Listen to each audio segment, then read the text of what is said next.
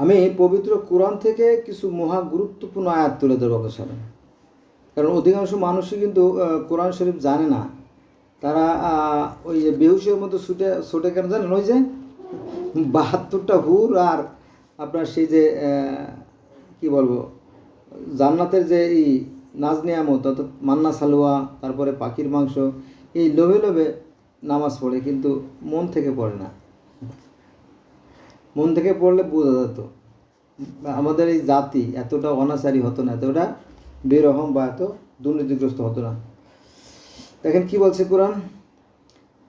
1 নম্বর, কোরআনের বাণী মিথ্যে রচনা নয়।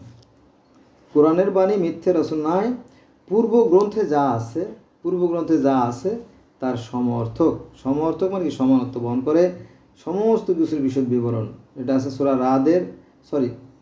সূরা ইউসুফের 111 নম্বর আয়াতে। এবার আসেন, আল্লাহ বলেন যে আমি প্রত্যেক রাসূলকেই তাদের স্বজাতির ভাষাভাষী করে পাঠিয়েছি, তাদের কাছে পরিষ্কারভাবে ব্যাখ্যা করার জন্য। সূরা ইব্রাহিম আয়াত নম্বর 4। আল্লাহ বলেন, তোমার পূর্বে অবশ্যই আমি পূর্বের অনেক কওমের নিকট রাসূল পাঠিয়েছিলাম। বহু কওমের কাছে রাসূল পাঠাইছে। যেমন রাম একজন নবী, শ্রীকৃষ্ণ একজন নবী, গৌতম বুদ্ধ একজন নবী, তাই না? তারপরে প্রমিথিউস একজন সুন্দর মানুষ, সে ওই যে মানুষের জন্য আগুন চুরি করছিল। চিন্তা করেন, মানুষের প্রতি তার কত ভালোবাসা, তাই না? আগুন চুরি করছিল, আগুন চুরি করার ফলে সে শাস্তি ভোগ করলো, কত কষ্ট করলো মানুষের জন্য। তারপরে বন্যা হয়েছিল, সেই বন্যা থেকে সৃষ্টিকর্তা তাকে রক্ষা করলো, তাই না? এই কাহিনীগুলো আছে, কিন্তু এগুলো আমাদের যারা ধর্মগুরু তারা জানতে দেয় না। জানতে দিলে ধর্ম ব্যবসা বন্ধ হয়ে যাবে। মানুষের মধ্যে হানাহানি কমে যাবে আর কি। ওই যে কোর্টে দেখবেন যে মোহরিরা দোয়া করে, আল্লাহ দুনিয়াতে যুদ্ধ বিগ্রহ লেগে যাক, তাহলে মামলা মকদ্দমা বেশি হবে, আমাদের একটু আয় হবে। কিছু খারাপ লোকও আছে, ঠিক আছে? তো এই আলেমরা প্রকৃত সত্য কথা বলতে চায় না, বললে তাদের ব্যবসা টেকে না। কোরআনের কথা বলতে চায় না, কোরআন নিয়েই তারা টেকনিক্যালি ধোকা দেয়। তোমার নিকট এমন কোনো রাসূল আসেনি যাকে ওরা ঠাট্টা বিদ্রূপ করতো না। এটা সূরা হিজর আয়াত নম্বর 11। মানে পৃথিবীতে যুগে যুগে যখনই কোনো মানুষ সত্য কথা বলছে, ন্যায়ের কথা বলছে, আদর্শের কথা বলছে, তখনই মানে ঠাট্টা বিদ্রূপ শুরু করে। আমারও ঠাট্টা বিদ্রূপ করে, তাতে কিছু আসে যায় না। আমি তো কারো খাইও না, পড়িও না। আমি নিজের খাবার খেয়ে আমি মানুষকে হেদায়েতের পথ দেখাই আর কি। আচ্ছা, নতুন একটা আয়াতে যাব আমরা। আমি অবশ্যই প্রত্যেক জাতির জন্য রাসূল পাঠিয়েছি। সূরা নাহল আয়াত নম্বর 36। তোমার পূর্বে আমি ওহিসহ মানুষই প্রেরণ করেছিলাম। সূরা নাহল আয়াত নম্বর 43। শপথ আল্লাহর, আমি তোমাদের পূর্বে বহু জাতির কাছে রাসূল পাঠিয়েছি। সূরা নাহল আয়াত নম্বর 63। আল্লাহ কসম করে বলতেছে, কসম আল্লাহর, আমি অবশ্যই রাসূল পাঠিয়েছি সব জাতির জন্য। কথাটা সঠিক, কিন্তু হুজুর মানতে চায় না, কয় না ওইটা হবে না, ওইটা হইলে তো আমাদের ব্যবসা বন্ধ হয়ে যায়। ইচ্ছে করলে আল্লাহ তোমাদের এক জাতি করতে পারতেন। যদি আল্লাহ ইচ্ছে করতেন সমস্ত মানুষকে এক জাতি ইচ্ছে করতে পারতেন, কিন্তু করেন নাই। এটা আছে সূরা নাহল আয়াত 93। আপনি বাজারে গেলে দেখবেন যে আম, জাম, কাঁঠাল, লিচু, পেঁপে, তরকারি, মাছ, মাংস, একটার মধ্যে অনেক কিছু আছে। যেমন গরুর মাংস, মহিষের মাংস, ভেড়ার মাংস, খাসির মাংস, মুরগির মাংস, মাংসের মধ্যে অনেক রকম মাংস আছে। আবার মাছের মধ্যে আছে শৈল মাছ, গোয়াল মাছ, গজার মাছ, আড় মাছ, ট্যাংরা মাছ, পুঁটি মাছ, রয়না মাছ, কয়রা মাছ, বেলে মাছ, তাই না? টাকি মাছ, কত রকম। ওর চাউলের মধ্যে অনেক রকম চাউল আছে। কোনো আছে নাজির শাইল, কোনো আছে মোহনভোগ, কোনো আছে হরিণ চাপা, কোনো আছে আপনার রিরি, কোনো আছে আমন, কোনো আছে বোরো, তাই না? অনেক রকমের, হাজার রকমের ধান, হাজার রকমের, তাই না? তো সব কিছুর মধ্যে বৈচিত্র্য আছে, এটা সৃষ্টিকর্তার নিদর্শন। কিন্তু বলবে না, আমরা সব গাছ মারিয়ে দেবো, একটা গাছ রাখবো, ইরি ধান, ওটা ফলন বেশি। এটা বোকামি। যাক, তারপরও করুক, আল্লাহ বিচার করবে।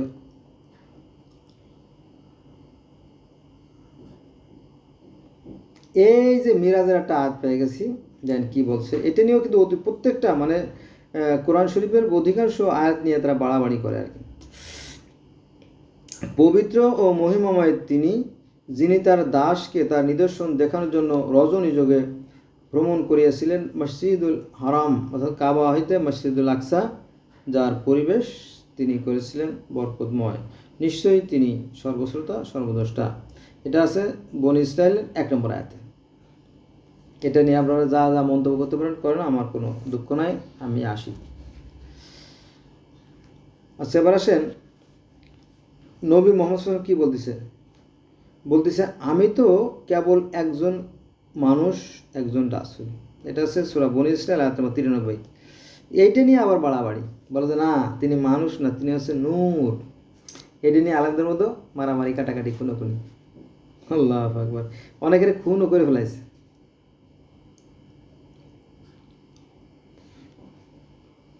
বলো আমি তো একজন মানুষ তোমাদের মতোই। বলো, নবী মোহাম্মদ সাল্লাল্লাহু আলাইহি ওয়াসাল্লাম বলছে যে হে নবী, তুমি বলো যে তুমিও একজন মানুষ তাদের মতোই, সে কথা বলো। তো নবীও বলছে যে আমি তো একজন মানুষ তোমাদের মতোই। আনা বাশারুম মিসলুকুম, আনা মানে আমি, বাশারুম মানে মানুষ, মিসলুকুম মানে তোমাদের মতোই। সূরা কাহু আয়াত নম্বর 110। বুঝতে পারে না, হবে না, আমাদের নবী হচ্ছে এমন নবী, আমাদের নবীকে সৃষ্টি না করলে জগতের কোনো কিছুই সৃষ্টি করা হতো না। আমাদের নবী হলো সর্বশ্রেষ্ঠ নবী এবং আমাদের নবীর পারমিশন ছাড়া কেউ জান্নাত যেতে পারবে না। এই সমস্ত আজে বাজে কথা লেখা একেবারে সর্বনাশ করে ফেলাইছে। এখন শতকরা 90% হাদিসের সাথে কোরআনের মিল খায় না এবং আলেমদের মধ্যে, মুসলমানদের মধ্যে দ্বিধা দ্বন্দ্বের শেষ নাই। হ্যাঁ, নানান দল মতে বিভক্ত হয়ে গেছে। একদল আরেক দল কাফের, তুই কাফের, তোর বাপ কাফের, তোর 14 গোষ্ঠী কাফের, এই নিয়ে লাগছে বিশাল দ্বন্দ্ব। যাক, ওরা দ্বন্দ্ব করে করুক, আমার কি আসে যায়। আচ্ছা, এবার আসেন, তোমার পূর্বে আমি প্রত্যাদেশ সহ মানুষই পাঠিয়েছিলাম। একই কথা বারবার আল্লাহ বলতেছে, মানুষ। এটা আছে সূরা আম্বিয়া আয়াত নম্বর 7। আমি জালেম অধ্যুষিত কত জনপদ ধ্বংস করেছি এবং তারপরে অপর জাতি সৃষ্টি করেছি। সূরা আম্বিয়া আয়াত নম্বর 11। হ্যাঁ, এটাই তো সত্যি। সৃষ্টিকর্তা মন্দটাকে ধ্বংস করে ভালোই দিল জগৎ ভরে, তাই না? এভাবে করতেছেন তিনি, কিন্তু মানুষ বুঝতে পারে না। নিজের অহংকারগুলো নিজে বুঝতে পারে না, নিজে ধ্বংস হয়ে যায়, তারপরে বুঝতে পারে না। পানি থেকে সৃষ্টি, এটা আছে সূরা হুদে 7 নম্বর আয়াতে, তাওরাতে, জবুরে, ইনজিলে, বাইবেলে, বেদে, সব জায়গায়, কোরআনে সব একই কথা বলা আছে, পানি থেকে সৃষ্টি। এমন বিজ্ঞানীরা বলে একই কথা, পানি থেকে সৃষ্টি। এখানে মতভেদ নাই, কিন্তু তারপরেও কেন করে আমি জানি না।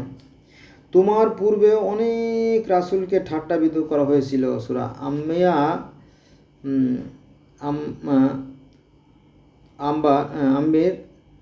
আম্বিয়া 41 নম্বর আয়াতে।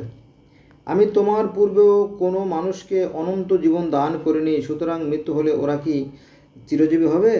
সূরা আম্বিয়া আয়াত নম্বর 34। জীব মাত্রই মরণশীল, আম্বিয়া 25। এখানে জীব মাত্রই মরণশীল, এই আয়াত নিয়েও তো অনেক দ্বিধাদ্বন্দ্ব আছে। কয় যে দাউদ আলাইহিস সালাম মরে নাই, তিনি 4ঠো আসমানে আছেন। হযরত ঈসা আলাইহিস সালাম মরে নাই, তিনি 7ম আকাশে আছেন, আবার আসবে। তারপরে হযরত খাজা খিজির পানির তলে জীবিত আছেন, তিনি আবার আসবেন। তারপরে শিয়ারা মনে করে যে ইমাম মেহেদী আবার আসবে, সেও জীবিত রয়েছে।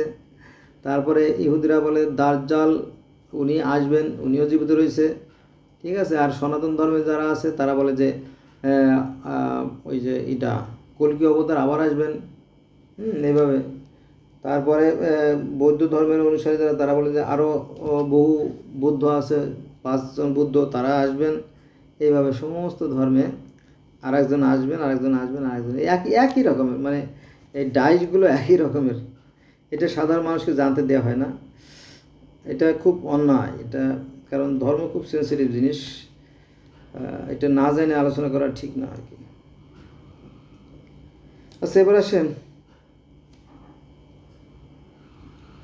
তোমার পূর্বে আমি প্রত্যাদেশ সহ মানুষই পাঠিয়েছিলাম, আল্লাহর কথা। সূরা আম্বিয়া আয়াত নম্বর 7। আল্লাহ বলেন, আমি জালেম অধ্যুষিত কত জনপদ ধ্বংস করেছি এবং পরে অপর জাতি সৃষ্টি করেছি। সূরা আম্বিয়া 11। পানি থেকে সৃষ্টি সূরা হুদ 7। একবার বলছে বোধহয় আম্বিয়া 30-এ একই কথা বলা আছে। তোমার পূর্বে অনেক রাসূলকে ঠাট্টা বিদ্রূপ করা হয়েছিল, এটা সূরা আম্বিয়া 41 নম্বর আয়াতে। আমি তোমার পূর্বেও কোনো মানুষকে অনন্ত জীবন দান করিনি, সুতরাং মৃত হলে ওরা কি চিরজীবী হবে? সূরা আম্বিয়ার 34 নম্বর। জীব মাত্র মরণশীল, এটা বলছি একবার অবশ্য, সরি। প্রত্যেক জাতির জন্য কোরবানির নিয়ম দিয়েছি, প্রত্যেক জাতির কোরবানি নিয়েছি, সূরা হজ 34।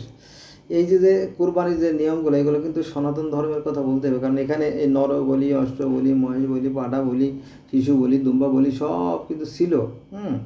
কালের পরিক্রমায় সেটা বিলুপ্ত হয়ে গেছে, কিন্তু আমরা সেটাকে ধরে রাখছি।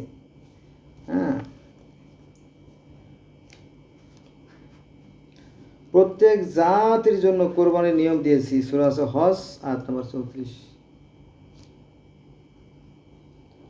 তো এটাকে মানে প্রত্যেকটা কোরআনের প্রত্যেকটা আয়াতকে বিকৃত করে ফেলাইছে।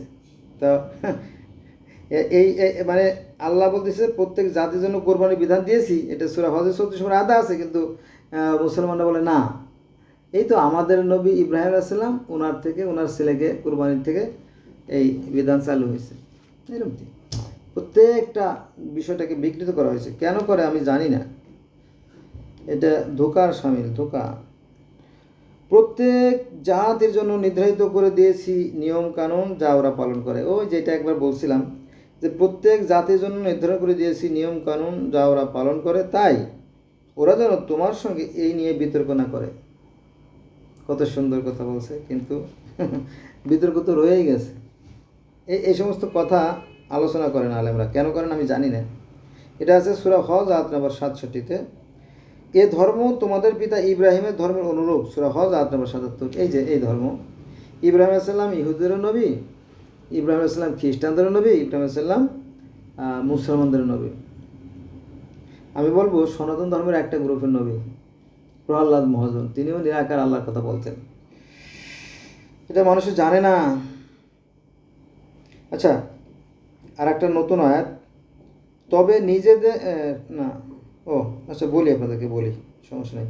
তবে নিজেদের পত্নী অথবা অধিকারভুক্ত দাস দাসীগণের ক্ষেত্রে অনর্থা করলে তারা নিন্দনীয় হবে না, সূরা মুমিনুন 8। এখানে ওই যে মানে গৃহে যে সমস্ত দাসীরা থাকে তাদের সাথে যদি মেলামেশা করে বা সেক্স করে তাহলে সেটা নিন্দনীয় হবে না, এই কথাটা আছে সূরা মুমিনুনের 6 নম্বর আয়াতে।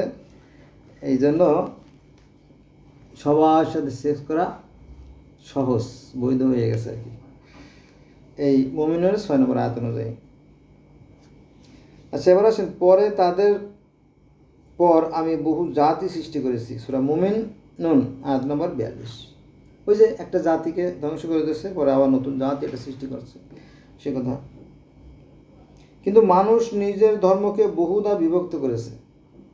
জগতে একটাই মাত্র ধর্ম ছিল, পরে মানুষ নিজেই তার ধর্মকে বহুদা বিভক্ত করেছে, প্রত্যেক দল নিজ নিজ মতবাদ নিয়ে সন্তুষ্ট। এটা হচ্ছে সূরা মুমিনুন আয়াত নম্বর 53-তে।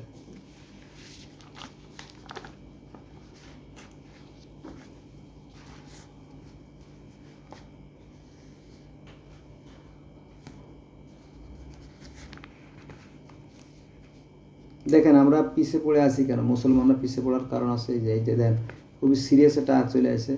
তারা কেন এ ব্যাপারে 4 জন সাক্ষী উপস্থিত করেনি? যেহেতু তারা 4 জন সাক্ষী উপস্থিত করেনি, সেই কারণে তারা আল্লাহর বিধানে মিথ্যাবাদী, সূরা নূর আয়াত নম্বর 13। এখন মনে করেন যে একটা বাড়ি, ফাঁকা বাড়ি, এই ফাঁকা বাড়িতে কেউ নাই, তাই না? বাড়িওয়ালা আছে, অথবা বাড়িওয়ালা মার্কেটে গেছে বা অফিসে গেছে, দারোয়ান ছিল বা মালি ছিল, তারা কোনো একটা নারীর সাথে যদি সেক্স করে, সঙ্গম করে, তাহলে এই মহিলা 4 জন সাক্ষী কোথায় পাবে? 4 জন সাক্ষী তো ওখানে উপস্থিত ছিল না, তাই না? অথবা মনে করেন যে সে কোনো আত্মীয় বাড়িতে বেড়াতে গেছিলো, আসার পথে রাত হয়ে গেছে, তারে 5-7 জনে মিলে ধর্ষণ করলো, তাই না? পাট ক্ষেত বলেন আর এই কী বলে ওটা, ডুমুর ক্ষেত বলেন, যাও, তখন সে 4 জন সাক্ষী কোথায় পাবে, তাই না? আমি বুঝতে পারলাম না বিষয়টা, তো আল্লাহ ভালো জানে, আমি আর কি বলবো এখানে। আল্লাহই আকাশ ও পৃথিবীর জ্যোতি, ওই যে আল্লাহর নূরের তৈরি, সেই কথা, আল্লাহর জ্যোতি, আল্লাহর রূপের কথা বর্ণনা আছে সূরা নূরের 25 নম্বর আয়াতে। তারপরে আছে আল্লাহ সমস্ত চলন্ত জীবজন্তু সৃষ্টি করেছেন পানি হতে, সূরা নূর আয়াত নম্বর 45-এ আছে সেদিন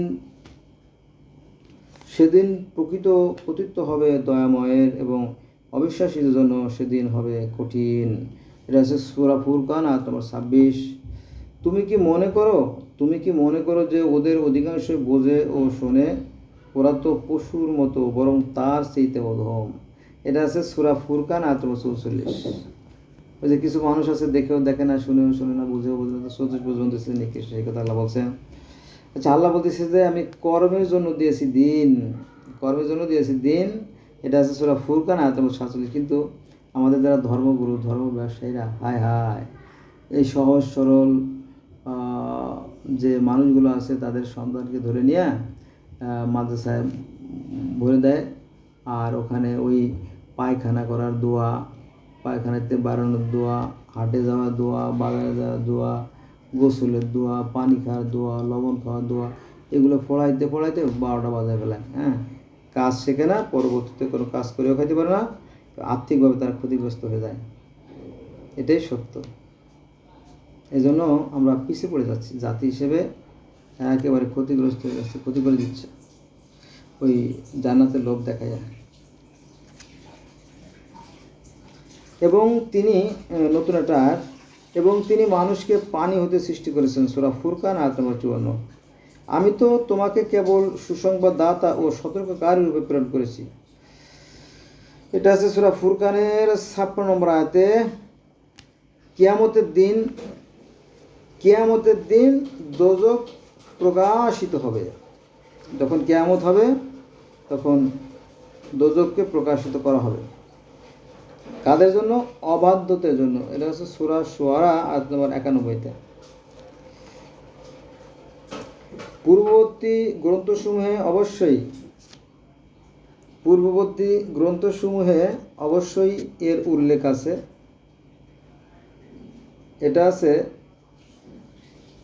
অর্থাৎ ওই যে জিব্রাইলের বার্তা, জিব্রাইল যে ওহী নিয়ে আসেন সেই কাহিনী অন্য গ্রন্থ যে আছে, অর্থাৎ পূর্ববর্তী গ্রন্থসমূহে অবশ্যই এর উল্লেখ আছে, সে কথা বলা হয়েছে সূরা শুআরা আয়াত নম্বর 196।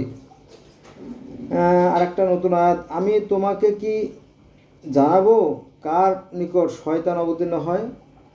সূরা নামল আয়াত নম্বর 221 নম্বর আয়াতে বলা হয়েছে যে আমি তোমাকে কি জানাবো কার নিকট শয়তান অবতীর্ণ হয়? সে, অর্থাৎ শয়তান অবতীর্ণ হয় প্রত্যেক মিথ্যাবাদী ও পাপীর উপর। যারা মিথ্যা কথা, অনেকে আছে যে সারাদিন মিথ্যা কথা বলে, সত্য কথা মুখ দিয়ে আসেই না।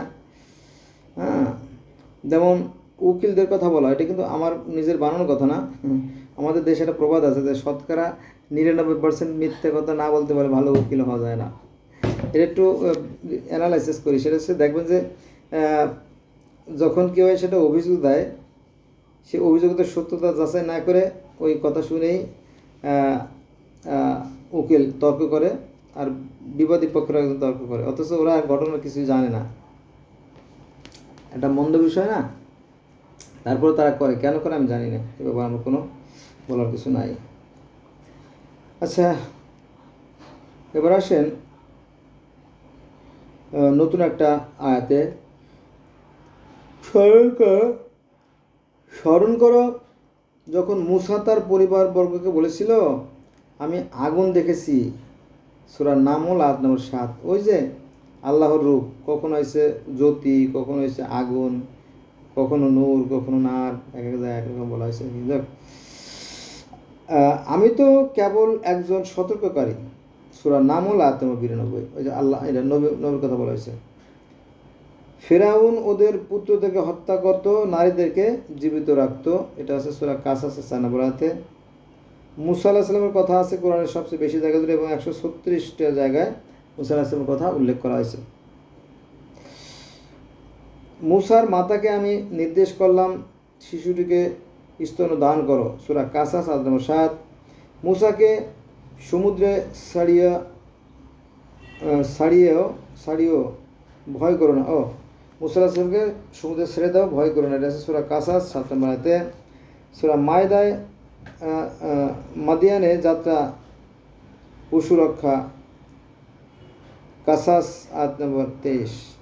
মূসা যখন তার মেয়াদ পূর্ণ করে সপরিবারে যাত্রা করলো, তখন তুর পাহাড়ে সিনাই পর্বত, তোয়া পর্বত, গোবর্ধন পর্বতে, সিনাই পর্বত, তোয়া পর্বত, গোবর্ধন পর্বত, যাই বলেন, সেখানে আগুন দেখতে পেল, অর্থাৎ অগ্নি দেখতে পেল, অর্থাৎ আল্লাহর সাথে তার দেখা হলো। এই কাহিনী আছে, এটা নিয়ে আমরা অনেক সময় একটা ভিডিও করবো আলাদা। বৃক্ষ হতে আহ্বান বলতে ওই যে আপনার সেই আগুনের মধ্যে থেকে কথা বললো, হে মূসা, তুমি সাবধান, তোমার পায়ের জুতা খোলো, তুমি যেখানে আসছো এটা একটা পবিত্র একটা জায়গা। এরকম তো কাহিনী, আল্লাহর সাথে মূসার কথা, সরাসরি কথা, সেই কাহিনী আছে এখানে সূরা কাসাস আয়াত নম্বর 29-30। ফেরাউন বলল, এই ইট পোড়াও, উঁচু প্রাসাদ তৈরি করো, মূসার উপাস্যকে দেখবো। সূরা কাসাস আয়াত নম্বর 38। মানুষ কি মনে করে যে আমরা বিশ্বাস করি, এ কথা বললেই ওদের পরীক্ষা না করে ছেড়ে দেওয়া হবে? সূরা আনকাবুত আয়াত নম্বর 2। কিন্তু আল্লাহ তাকে অর্থাৎ ইব্রাহিমকে অগ্নি হতে রক্ষা করলেন। সূরা আনকাবুত আয়াত নম্বর 24। ওর অপরাধের জন্য ওরা জলমগ্ন হয়েছিল, পরে দোজখে প্রবেশ করানো হয়েছিল। এতে পরে ওরা অর্থাৎ নূহ সম্প্রদায় আল্লাহ ছাড়া কাউকে সাহায্যকারী পায়নি। সূরা নূহ আয়াত নম্বর 71, সরি আয়াত নম্বর 25, 71 নম্বর সূরা আর 25 নম্বর আয়াত। ইবলিসের বাহিনী আছে, আল্লাহর দল আছে। যদি আপনারা দেখতেন, ইবলিসের বাহিনী আছে সূরা শুআরার 95 নম্বর আয়াতে, আল্লাহর দলও আছে, তার কোনো অংশী নাই, এবং আমি এও সম্পর্কে আদিষ্ট হয়েছি, এবং মুসলমানদের মধ্যে আমি প্রথম। ওই যে ইব্রাহিম আলাইহিস সালাম বলছিল, আমি মুসলমানদের প্রথম। এটা 6 নম্বর সূরার 163 নম্বর আয়াত। বন্ধুরা, আজকে এই পর্যন্ত রইল। আমি কথাগুলো সুন্দর করে বলতে পারি নাই, কারণ আমার কাছে খুব অস্থির লাগতেছে, ক্লান্ত লাগতেছে, তো ক্ষমা করবেন।